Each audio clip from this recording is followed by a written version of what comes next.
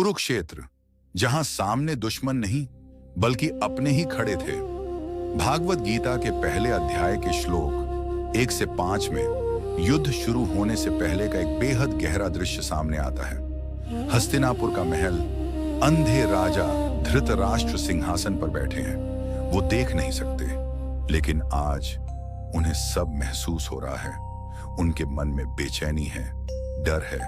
वो पूछते हैं, हे संजय, बताओ, धर्म भूमि कुरुक्षेत्र में मेरे और पांडवों के पुत्र क्या कर रहे हैं? यहाँ एक बहुत गहरी बात छुपी है। उन्होंने कहा, मेरे और पांडवों यानी अंदर ही अंदर वो पहले ही पक्षपात कर चुके थे।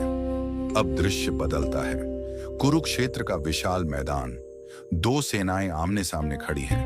कौरवों की ओर से राजकुमार दुर्योधन अपने गुरु द्रोणाचार्य की ओर बढ़ता है और सामने खड़ी पांडव सेना को देखकर कहता है, गुरुदेव, देखिए, पांडवों की यह विशाल और सजी हुई सेना, जिसे सजाया है आपके ही बुद्धिमान शिष्य ने। अब यहां असली बात शुरू होती है। जिस शिष्य की बात हो रही है वो कोई और नहीं, धृष्टद्युम्न है।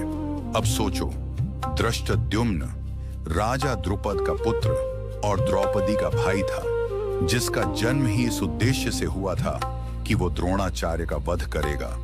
और फिर भी उसी द्रोणाचार्य ने अपने गुरु धर्म का पालन करते हुए धृष्टद्युम्न को युद्ध की शिक्षा दी, यानी जिसे तुमने खुद सिखाया, आज वही तुम्हारे सामने खड़ा है, तुम्हारे खिलाफ। इसलिए दुर्योधन का यह वाक्य सिर्फ जानकारी नहीं था, ये एक ताना भी था और एक छुपा हुआ डर भी।